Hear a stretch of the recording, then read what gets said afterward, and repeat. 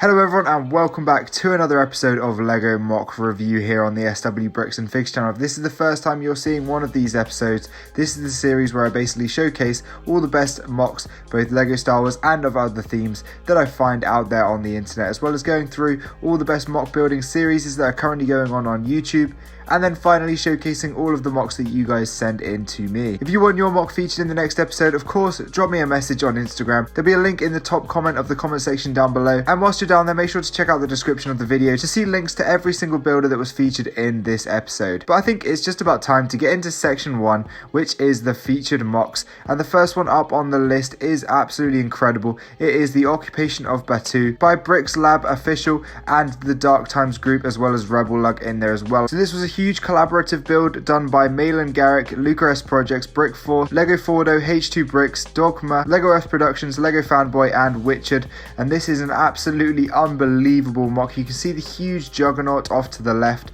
This is all completely illuminated really nicely using light-tailing lights, and we have some amazing different areas of shrubbery across the entire build, which really adds some colour and brings the model to life. And then we have some amazing tan buildings scattered around, including this incredible landing platform, which is one of my favourite areas, with these amazing different angles and things like that in there. The outer wall has some incredible sort of carvings or sort of markings on the outside, which looks really good, and the entire model has some great battle damage and different areas which are crumbling apart and falling apart, which are really nice. This definitely looks like a well lived in city. I really like the pathway that was done using these sort of snot bits with different slopes and things like that to create some really nice different cracked pavements. The terrain is really nicely tiled off. This is a really good example of using lots of tiles to get a really smooth and efficient effect to the ground. And the areas of rockwork that were added into the MOC around the edges are really nicely done as well. I really don't see enough people talking about this unbelievable MOC. It definitely is underrated, so I definitely would recommend checking out Rebel Lug as well as everyone else that's incorporated into this build,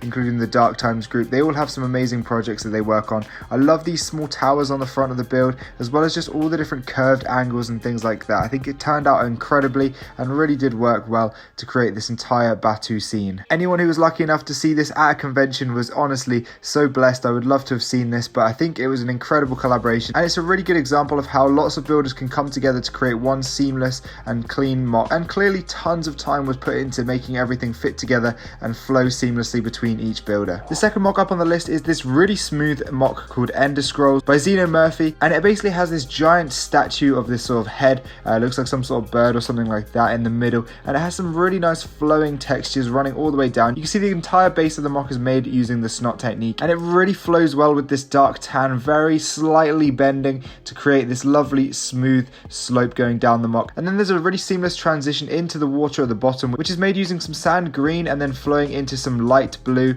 at the edge there as well. This is really nice, and it really adds a nice effect and really does well to show the depth. I've never really seen someone do such a good job with the water like this. The actual statue itself is unbelievable. The amount of different angles and textures and details and depths that they managed to add into this was really good, and it really does dwarf that minifigure at the front, which is really nice. The palm trees are also really well done in this MOC as well. Next up, Gecko Builds makes his return to this series. He's a really great builder that I've featured on the series before, and he made this amazing MOC right here, which is basically like this Star Destroyer bridge, which is named Vader's Opportunity, and it's a really nice build. It has a lovely curve to it and some really nice different textures and greebling. I love the window design on the outside. I think this was really well done. I've seen people do slightly similar ones, but I think this one was done really well and really smoothly, and overall just conveys that instantly recognizable scene from the Star Destroyer bridge. The next MOC I have to feature is the Siege of Ren Var by Jonathan Snyder. Now, he is a very talented builder who I've actually featured on the MOC series before as well, and this just has some really nice texturing. I love the way he's added in the snow patches,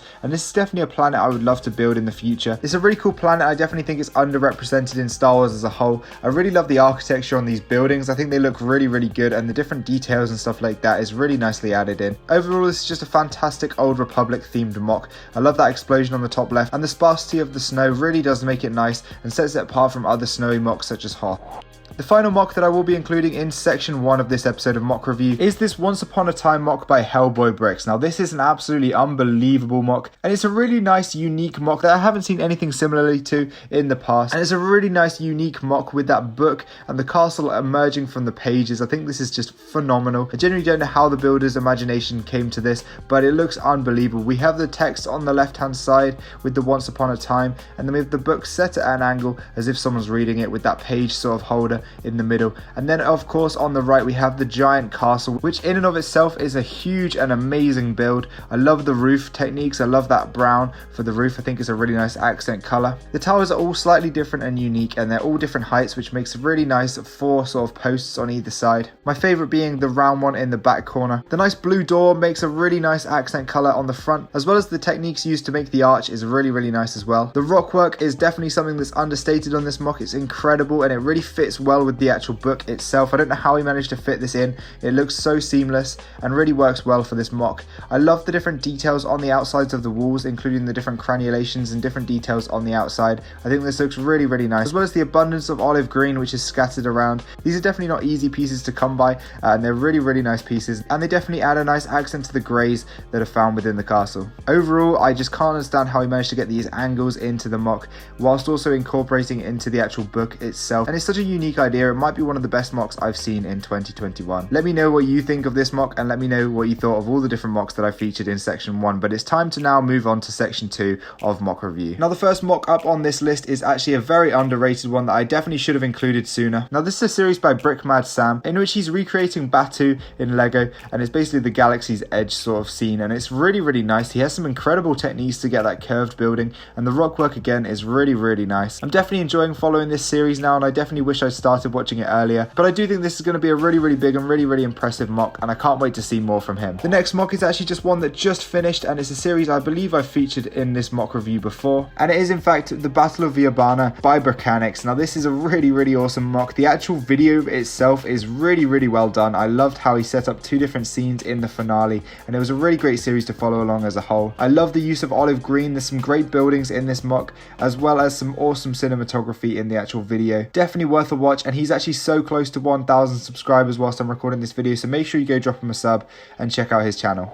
And now the final thing I wanted to talk about in section 2 of mock review is this ongoing Christmas themed advent series by Elemental Lego, where he basically is opening the Lego Star Wars advent calendar and creating an awesome mock to go alongside the miniature build that we get from every day. So basically every day he is posting some sort of mini mock showing off the build that he gets from the advent calendar in some really great mocks. One of my personal favorites, and the one that actually got me onto this series, is episode number 3. Now this was a really great build. He has some sort of little Endor scene with these stormtroopers playing with some different things on here. Now this is such a cool way to incorporate some sort of micro builds, and I really love the way he's done this, and it really is a really fun different Christmassy build. Day 7 is also a particular highlight for me, with that speed that we see in The Mandalorian, the snow, and also this lovely icy lake. And the hangar from episode 11 was really fantastic as well, and I'm really excited to see what he comes out with for the remaining 12 days. So it's definitely worth dropping him a follow over on Instagram and checking him out so you can follow along with this series for the rest of Advent. Okay, so now heading into the third and final section of this mock review, which is your mocks that you've sent in to me. So this first one is by EJ Sparrow. It's a really cool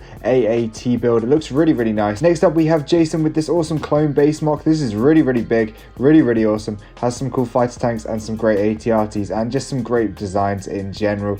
Next up after that we have Jacob with this awesome Imperial base. Similar sort of thing here, really cool. Definitely an awesome one here from Martin, which is this cool small cottage sort of thing. Really nice details and definitely shows how you can make a small mock with tons of detail. Then we have Rebel Ninja with this cool little mock right here with a couple of clone troopers. Parabricks is up next with this awesome mock with the First Order incorporated into it. It has a really nice bridge over the river, which I really like, as well as all that light bluish grey rock work and the cool tan details as well. Next up, Matty sent me this awesome lava lake from The Mandalorian. Really great work on this one. And then we also have 501st Bricks with this dark red mock, which is a cool different way to do Geonosis. Next we have Parabricks with this cool 501st battle right here with some droids being destroyed and some cool rock work on the side. After that we have the Brick Dude with this cool building. I love the piping on this, as well as some different areas of the terrain and the guys that are on top of the building as well. Next up, Action sent me this cool one with Thrawn and then this cool Imperial base. I do love a good Imperial mock, hint that might be my next big build series. Next up we have May with this cool bridge right here and an ATT and a few different details along the sides of the roads. After that, One Brick sent me this cool one with a load of different foliage and some cool different things. Elliot sent me this Jedi Fallen Order mock, which is really great. William sent me this one right here with some rebels battling out against some stormtroopers. Then AMC sent me this one featuring Jedi Bob and some cool rare old super battle droids. This is really awesome, as well as this mock right here was sent to me as well by AMC. Mace sent me this cool Hoth mock with the 2020 AT-AT. Then Black Cobra Cobra sent me this one with this crushed A-wing. I love this mock. It's got some really cool tree designs and a cool base underneath. Then we have this rockwork from Ebb. I love the way this turned out. This is really good detailing and I like that skeleton off to the side. Ethan sent me this 2/12 mock. And then Sean sent me this final mock right here with some different textures, loads of different colors used, and some cool different walkways and boardwalks. But yeah, that's everything you guys sent me in this week. I hope you did enjoy this episode of mock review. If you want to be featured in the next episode, make sure to drop me a message with some photos of your mock. But yeah, thank you for watching, guys. Don't forget to follow me on Instagram whilst you're over there. Drop a like on today's video if you did enjoy. Subscribe to the channel for more awesome Lego Star Wars and Lego Medieval content, and I will see you in the next video. Goodbye.